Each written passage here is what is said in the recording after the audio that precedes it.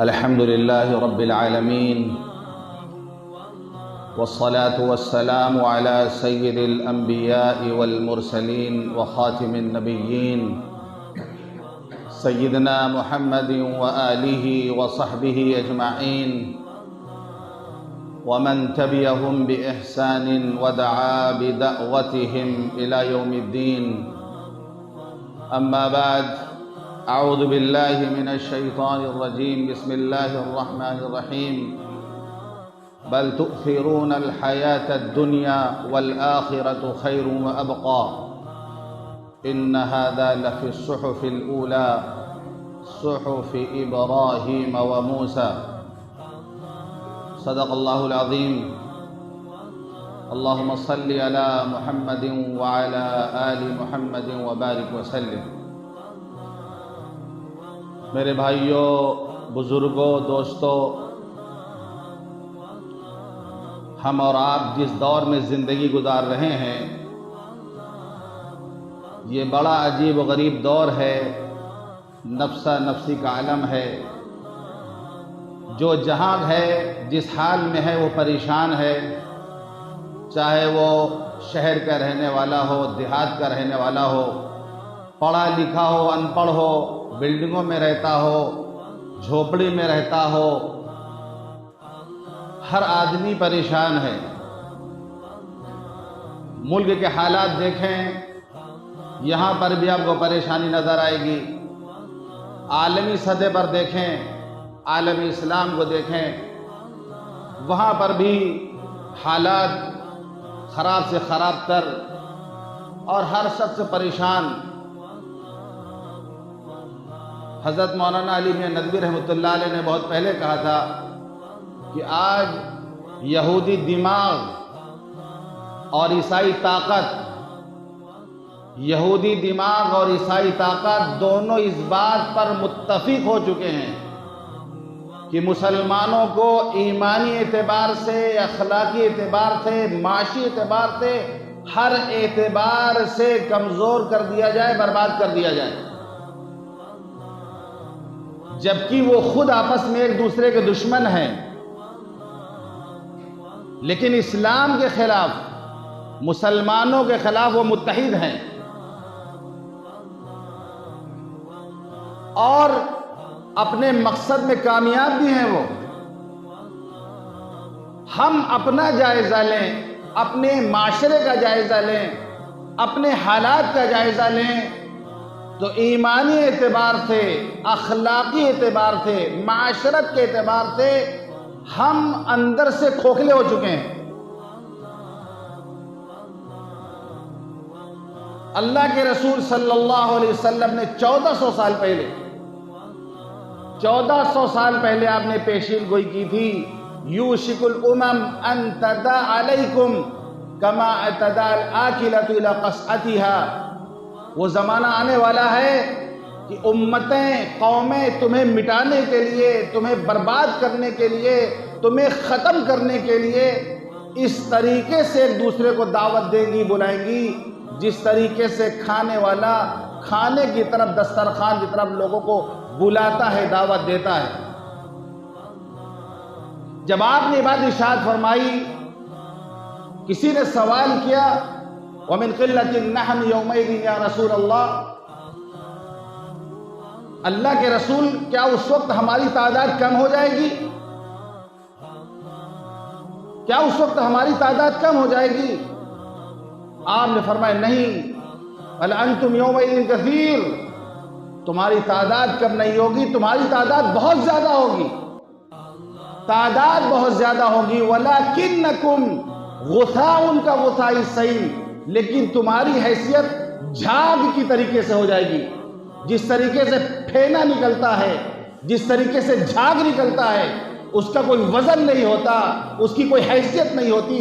ہوا جدھر چاہے اس کو اڑا کے ادھر سے لے جائے، ادھر سے لے جائے، اندر سے وہ بالکل پھسپھسا ہوتا ہے.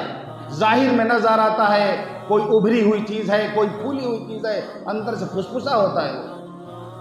یہ اللہ کا قرآن میں بے لاگ فیصلہ ہے، یہ اللہ کا قانون ہے قیامت تک کے لیے. اللہ نے کہہ دیا فَأَمَّا الزَّبَدُ فَيَذْهَبُ جُفَاءً، پھیلے کا کام ہے سوکھ کے ختم ہو جانا.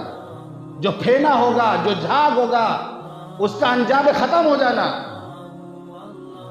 اما الزبد فیذهب جفا، جو چیز کوڑا کرکٹ ہوتا ہے، جو پھینا ہوتا ہے، وہ ختم ہو جاتا ہے۔ واما ما ينفع الناس فيمكث في الارض، جس چیز سے لوگوں کو فائدہ پہنچتا ہے وہ چیز باقی رہتی ہے۔ بارش ہوتی ہے تو جو جھاگ ہوتا ہے، کوڑا کرکٹ ہوتا ہے، وہ ختم ہو جاتا ہے، پانی باقی رہتا ہے، کیونکہ پانی کے اندر نافعیت کی صلاحیت ہے، وہ نفع پہنچانے کی صلاحیت ہے، لوگوں کو نفع پہنچاتا ہے پانی، اس لیے وہ چیز باقی رہتی ہے۔ یہ اللہ کا بیلا قانون ہے قرآن میں۔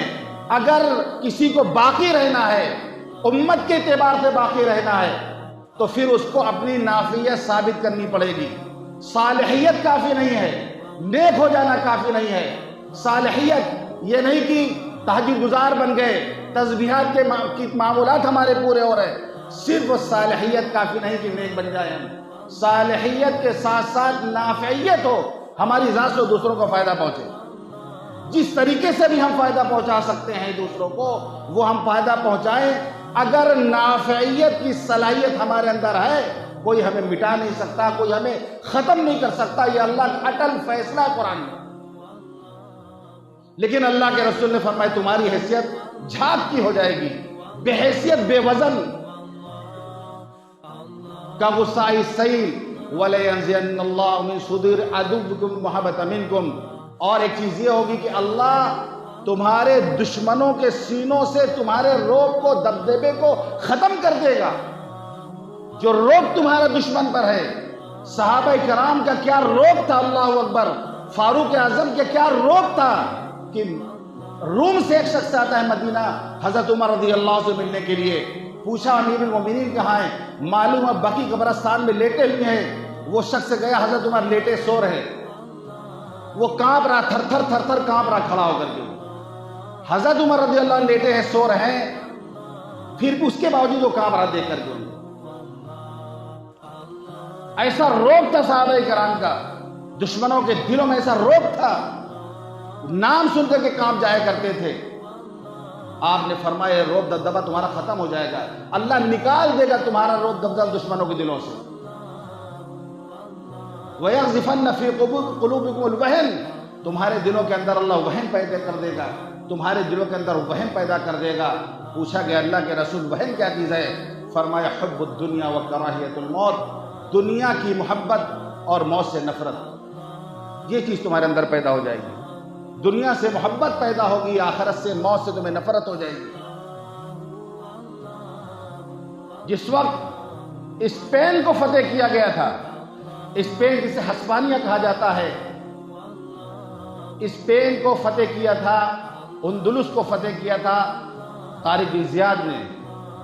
12,000 کی فوج تھی، صرف 12,000 کا لشکر لے کر طارق بن زیاد اندلس کے ساحل پر اترتے ہیں، اور اترنے کے بعد ساری کشتیوں کو آگ لگا دیتے ہیں، ساری کشتی جلا دیتے ہیں، سمندر پار کر کے پہنچتے ہیں اور ساری کشتیوں کو آگ لگا دیتے ہیں۔ آگ لگانے کے بعد اپنی فوج سے مخاطب ہو کہتے ہیں این المفر، بھاگ کے کہاں جاؤ گے؟ این المفر، البحر من ورائکم والعدو امامکم، سمندر تمہارے پیچھے ہے، دشمن تمہارے سامنے ہے، بھاگنے کا کوئی راستہ نہیں۔ کیا اعتبار نہ ہوگا اللہ کی ذات پر ان کو؟